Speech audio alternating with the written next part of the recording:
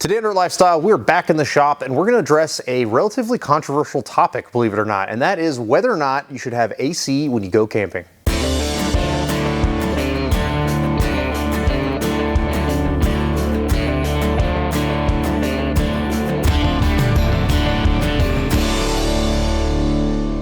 I've seen a ton of chatter about air conditioning while camping on social media lately, and this is a subject that's really piqued my interest. Throughout my 5-week-long cross-America road trip that I did with my family, I tested one of these units so I could share what my findings were in a video with you guys. As you're going to see in this video, there's huge benefits to owning a unit like this, but I also think that there's a lot of room for improvement, and we'll talk about that at the end. For those of you that follow me on social media know that I recently made a post, is Tent AC Glamping asking for a friend? Of course I'm not asking for a friend, I'm asking for me, but I wanted to know who thinks this is glamping, and I do personally, by the way, but we'll get to that here in a minute. I wanted to see what everyone else thought because I know that this is actually a really charged up topic.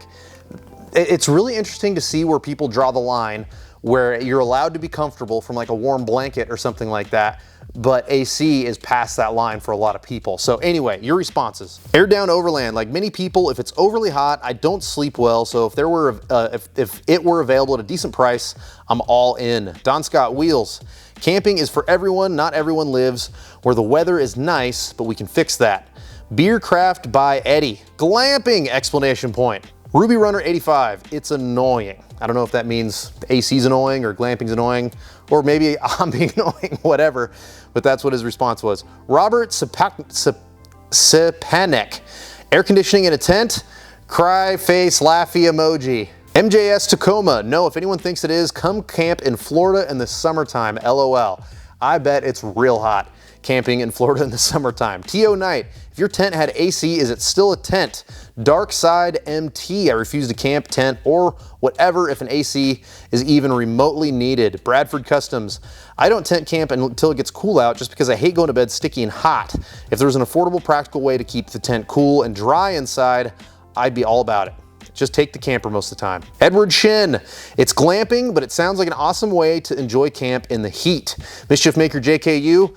Whatever you have to do to enjoy time with friends and family. By enjoy, I mean be comfortable, and for many, including myself, that makes AC a must. It's not like you're bringing a TV and a game console. And you're right, Holly. It's not like you're bringing a TV. That's not what we're talking about. However, if you do like to camp and bring a TV and a game console, who cares what YouTubers or anybody else thinks? The relationship with camping should be about you and your family, or you and your friends, you and your dog, or even just you by yourself having some introspective thought. And if you want to bring a projector, which is a really common thing now in the overland community, people are bringing projectors and watching old movies, drinking beer with friends in the woods and having fun, why would I care? Like, I think that's awesome. Why would it matter what I think? And I think that, honestly, I think that I keep wanting to call it off-road AC. Camping AC falls into this category just like so hard. It falls into the who cares category, right? I think it's glamping. I grew up in the Boy Scouts, and you know, when you're 11, you could just sleep on a rock and you just have a blanket and a pillow and a tent, and it'd be freezing in the winter and you'll sleep. That's just how it was when I was a kid. I was very easy to go to sleep. As I get older, not as easy, and it's really important for me to keep my family and kiddos comfortable, so something like this is appealing.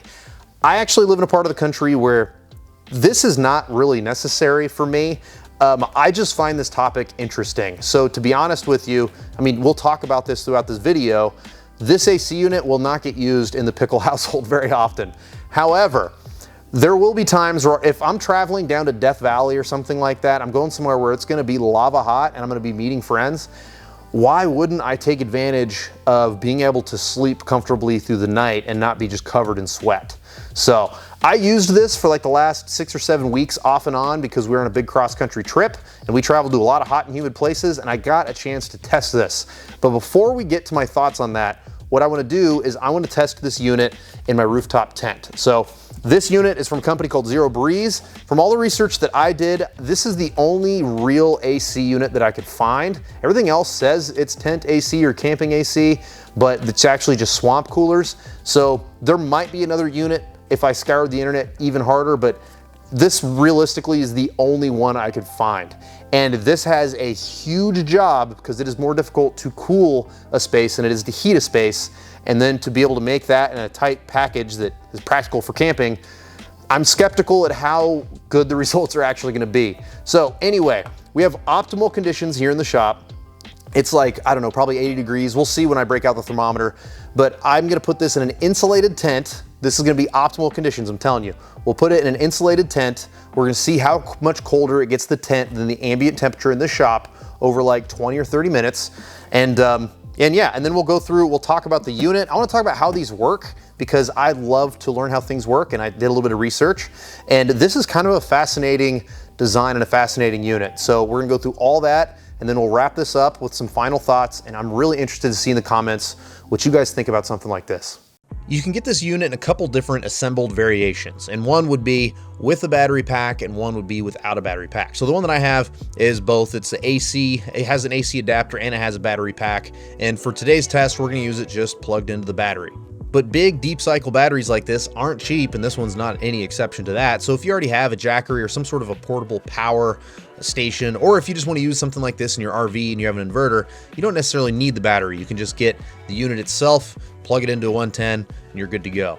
This portable AC unit ships with a couple of these weird snuffleupagus hoses, and the two that go on the back are to exhaust any of the heat out of the tent if you decide to have the unit in the tent, and that's how we're going to configure this today. Or if the weather's nice, you can put the unit outside of the tent and you can use the one snuffleupagus hose on the front of it to pipe cold air in. So it just depends on what the situation you're in. You have two different options there. On the very front of the unit, it shows what the temperature is coming out, and that is not what the temperature is in the space. It's just what is coming out of the unit. So now what I want to do is I'm going to measure what the temperature is inside of the space and outside, and we'll see how much the temperature has dropped. First things first, let's see what the temperature is in here. We are at, wow, I was way off. It's like 70 degrees in here. So let's go up and see what the temperature is up here. It's funny, 70, it doesn't feel cold to me. It feels like 80, but who am I to say? So we're gonna go up. I've got a plate hanging from the lid of this rooftop tent, and this plate should be able to get us a good indication of what the temperature is in here. Hang on. It says the air coming out of here is 47 degrees right now. Let's double check that. We're at 47.4, so that's pretty dang accurate. Now, I want to laser the wall. Wall says 60. Let's laser this plate. This plate would be like our ambient air. And we got 59. I lasered a couple other times, 59.3, 59.0, 58.9. So somewhere around between 58 and 60 degrees would be the temperature around here. But when you put your hand in front of this, I mean, that definitely feels like 47. That is some cold air coming out of there, no doubt about it.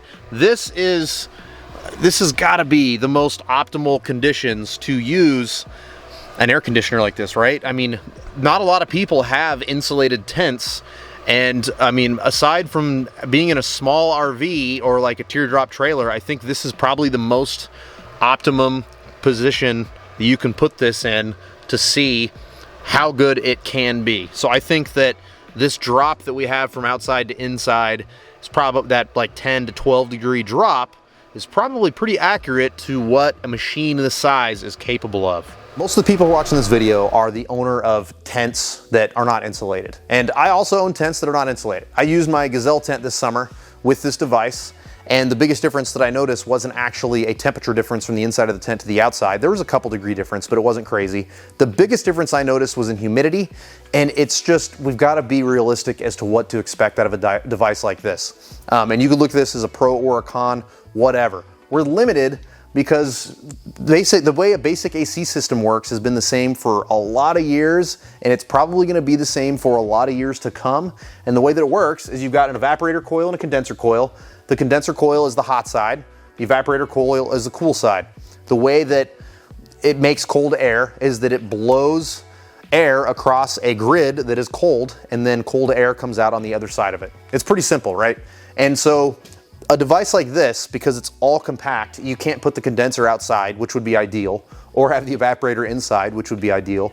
The way it all works is that it's all together in one package, and it has to use fans to then basically have an intake that goes across the evaporator coil, and that gives us our cold air, and then an intake that goes across the condenser coil to then push the hot air out of the tent. And this, we're asking a lot out of a package this small to try and cool something that is not insulated. We're trying to ask it to do it efficiently so you can use it on battery power, and you don't want it to burn through that battery in 20 minutes. So it's just, it is a crazy balance they have to strike in order to engineer something like this. And this is why I was so fascinated with this topic. I was fascinated by people's response to the topic. I was fascinated with my experience in plumbing and a little bit in heating and cooling. I was so skeptical that this device would work at all because of how I know how difficult it is to cool a space. It's so much easier to heat a space as far as like energy transfer and whatnot. So the results that we saw, the 10-degree results, that is like definitely optimum conditions. Very rarely are you gonna see people on the trail with insulated tents. Much more people have tents that are uninsulated and it's just a thin layer of plastic.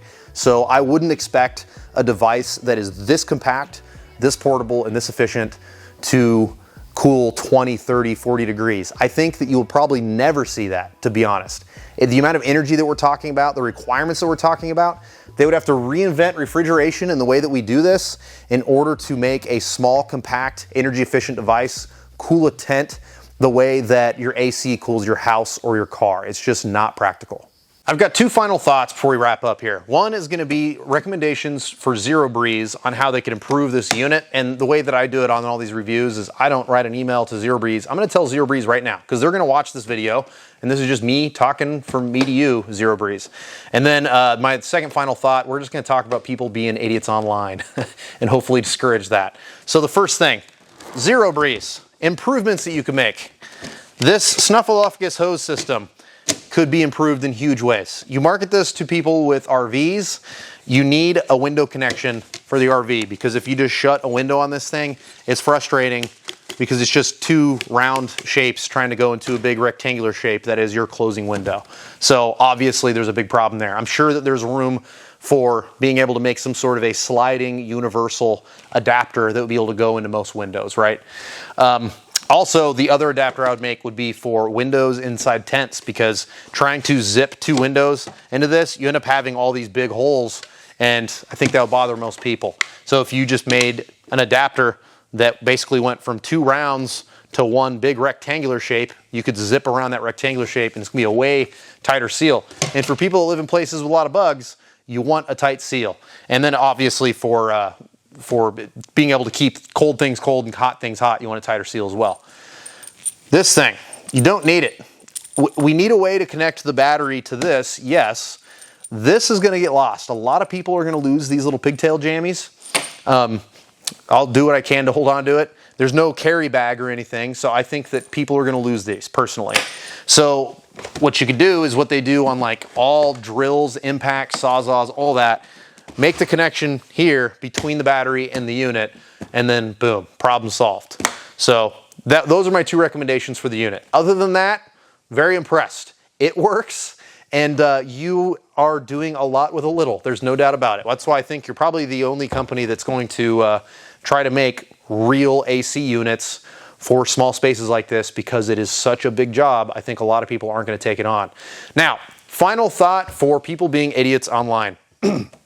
What led me down this path of AC in tents was me being completely dumbfounded at the fact that there are people out there who, I was on a Facebook group, as an Overland Facebook group, and a guy had brought up as a conversation starter, said, hey guys, I created a cool, outside of the box thinking way of getting AC in my tent, and it works great. And then a bunch of people proceed to just destroy the guy online. And so my message is for the trolls. You're unhappy. Just stop. Stop. There's no reason. If someone changes the temperature in their tent and they want to share it with what they think is supposed to be a community that embraces new ideas, there's no reason to tell them that they're idiots or whatever the situation may be, other than the fact that you're super unhappy. So my recommendation is to stop Facebook, stop digesting political memes, stop all this crap that you're doing to make yourself unhappy with the world. Stop with news, politics, all that stuff. Take your kids, take your dog, take your wife, take your brother, whoever. Go up in the woods, breathe some fresh air, sit around a fire, and feel better. You're obviously, call in sick. You're sick. You're not happy. Call in sick, go camping. That is what this is all about. This isn't about flexing on people, telling other people that they're less than you because they want to put an AC unit or a heated blanket or a rooftop tent or any of that stuff. This is supposed to be about fun with your family. Life is short. Get out there and enjoy it. And I promise when you come back, oh, and one more thing, while you're out there, pick up some garbage. There's too much garbage. It's ridiculous. I'm always picking up garbage in this thing. And yeah, haha, it's a Land Rover, Nate. It's garbage. I can take a joke. Not everyone can. But just pick up some garbage. Have some fun around a campfire. It is soul healing. And when you get back, I promise you're going to feel better. I am glad that people brought this up. I never even considered AC in a tent until some folks online had brought it up in one of those groups. And I don't want bullies to discourage these people from being a part of the community. So what I recommend to you bullies, unplug from the community, go get better.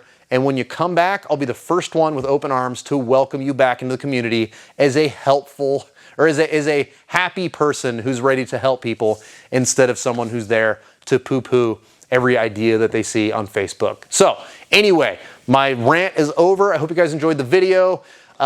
Like, subscribe, all that stuff. We've got a big push on Patreon. We're doing a video a week for Patreon. All of our fan rides are all through Patreon. So if that's a community you want to be a part of, we'd love to have you. If you want to help support the channel, there's Patreon. Then we have our website, t-shirts, hats, neck gaiters, stickers, all that stuff.